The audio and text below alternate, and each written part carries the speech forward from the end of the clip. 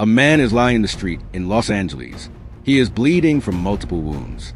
In the car beside him, his son is dead. The man who pulled the trigger is already walking to the getaway vehicle. He is not running. He doesn't need to. The father will not die today. He will spend 3 weeks in a hospital unconscious, and when he opens his eyes, the first thing that comes into focus is not grief. It is a face. The face of the man who killed his son. The way he turned his back without checking whether anyone was still breathing. He memorized it. He files it. He will rebuild everything around that single detail. The man on that ground is not who he says he is. He is not a grief-stricken father stumbling toward closure. He is something the crew that left him they will not be able to prepare for. This is Wrath of Man. A Fortico security armor truck is robbed in broad daylight in Los Angeles. 2 guards are shot and killed. A civilian bystander dies at the scene.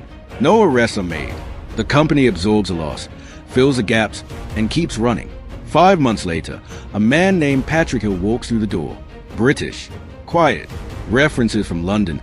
Approved by manager Terry without issue. He barely clears a firearms qualification. The range officer marks a score at the minimum threshold and moves on.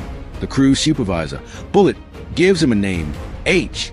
The rest of the team, Boy Sweat Dave, Dana Curtis, Sticky John, Hollow Bob, Shirley, Stewart. They have all been in this job long enough to read people. H gives them nothing to read.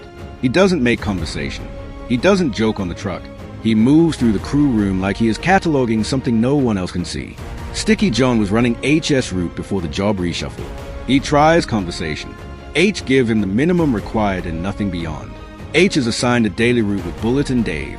Cash pickups, drop-offs, millions of dollars moving through the city every day. For the rest of the crew, this is the job.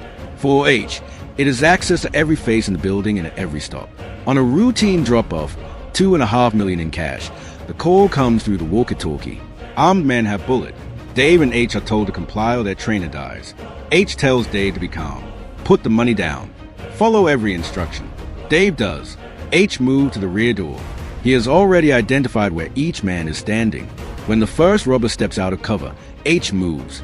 Then H is through the door and moving. What happens in the next 40 seconds cannot be described as a fight. It is a man trained for violence at a level the Fortico job description never anticipated, working through armed men with total efficiency. Each one goes down. Fast. Clean. H is not rattled. He is not even hurrying. Before each trigger pull, H checks a face. He is looking for someone specific. None of these men are him. He corners the last one. The crew leader asks who he works for. The man has nothing useful. H fires. FBI investigators Hubbard and Oki start building a file on Patrick Hill. They bring it to their superior, Agent King. King already knows exactly who this man is. He tells him to leave Hill alone. H is placed on desk duty. Fortico CEO Blake Halls overrules it within days and sends him back to field. The crew begins talking. Bullet and Dave agree there's something fundamentally wrong with this man. Bullet calls him a dark spirit. He says it as a compliment. He will come to understand exactly what that means. An associate named Coasty delivers H a sealed envelope. Inside, background files on every Fortico employee, photographs of Dana's family, and an autopsy report. 3 months later, H and Bullet are rerouted through Chinatown. A motorcycle brakes hard in front of the truck. Armed men move in from 3 directions. Bullet is dragged outside. Then H steps down, and every weapon in the street goes quiet. The entire crew turns and runs. They leave the money. They leave their positions. They disappear, not because H has drawn a weapon. He hasn't, because of what that face means to people who move in certain worlds. Terry cannot construct a rational explanation for it. Blake Halls doesn't try. He tells H is getting his own franchise. He means it.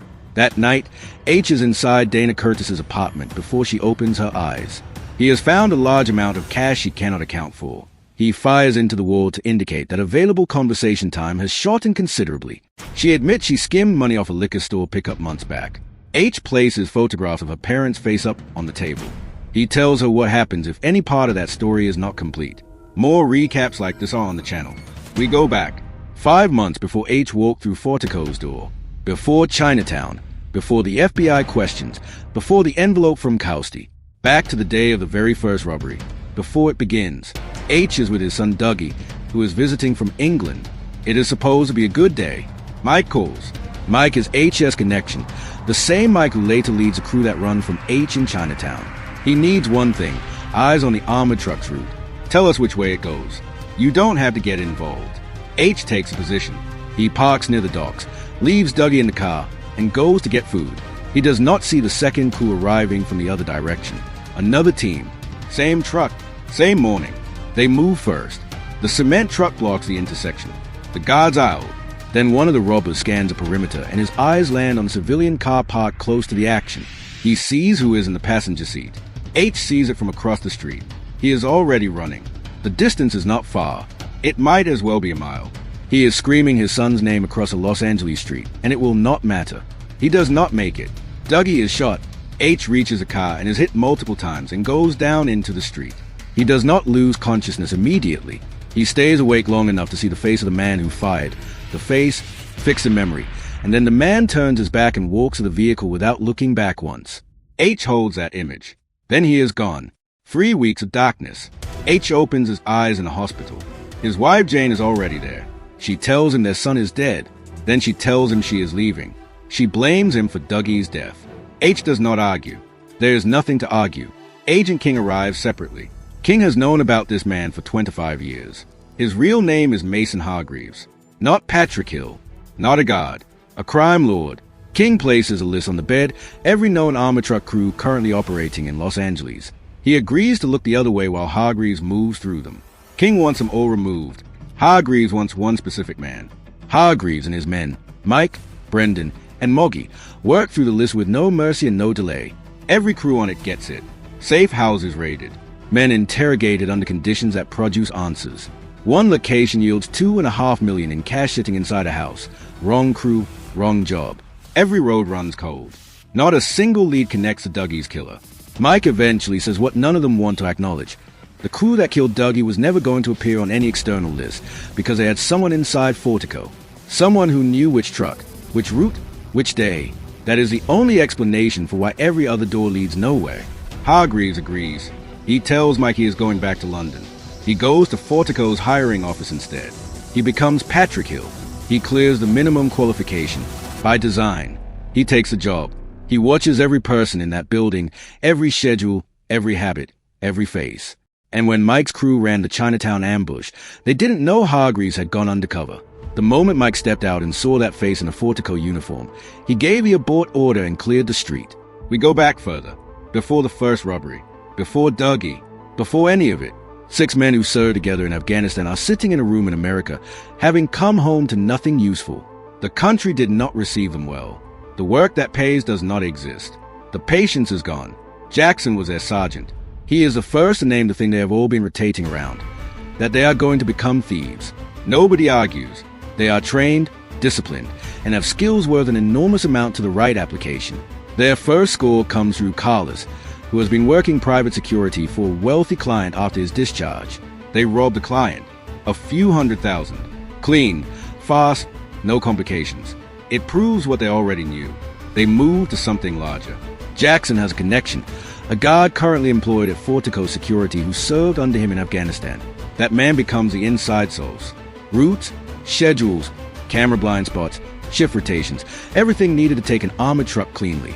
Jackson plans the job. $6 million. The job executes. What Jackson doesn't account for, what he tells himself he can manage, is January Jan shoots both guard before any order is given. A teenager in a parked car nearby has seen every face on the crew. Jan shoots him. A man already down near the car, wounded, still conscious. Jan fires at him as well and walks to the vehicle without breaking stride. He has no problem with any of this. 5 months after that street. The final job has been in planning for months. Over $150 million moves through the Fortico depot during Black Friday weekend.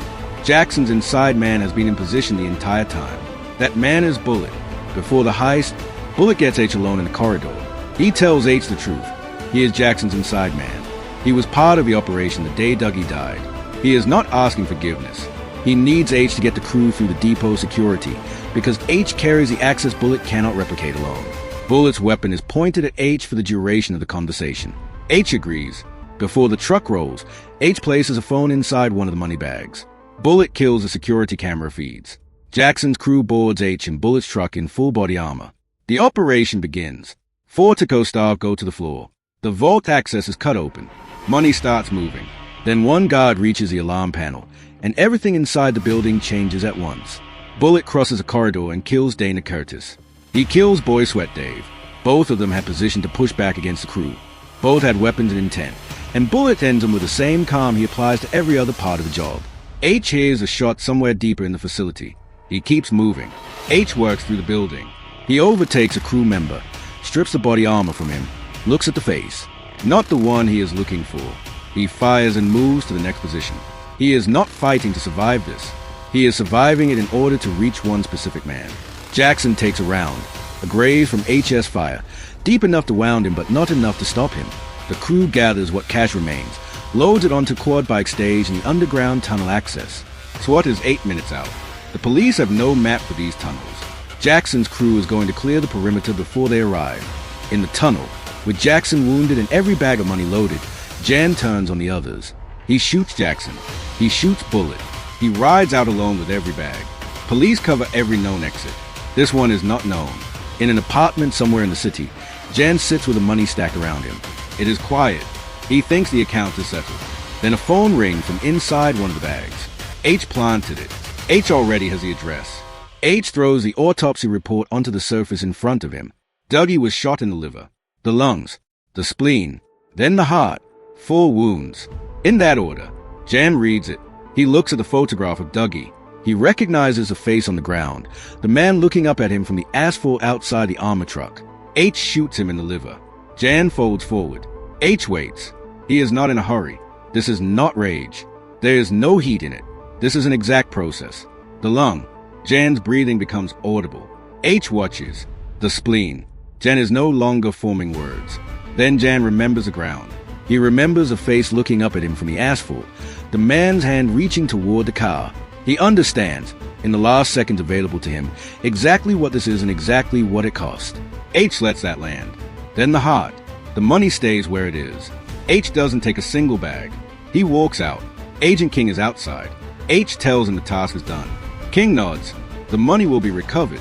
Hargreaves, the man who spent 5 months being Patrick Hill, who barely passed a firearms test and watched every face at every stop, gets into a car. Los Angeles continues around him. Indifferent, ongoing. Wrath of Man is not a revenge film in the traditional sense. There is no catharsis in HS face when it ends. He did not get his son back. He got the exact anatomical debt returned. Liver, lungs, spleen, heart, in the right order, to the right body. He left the money because the money was never the point. The point was the face of the man who shot his son.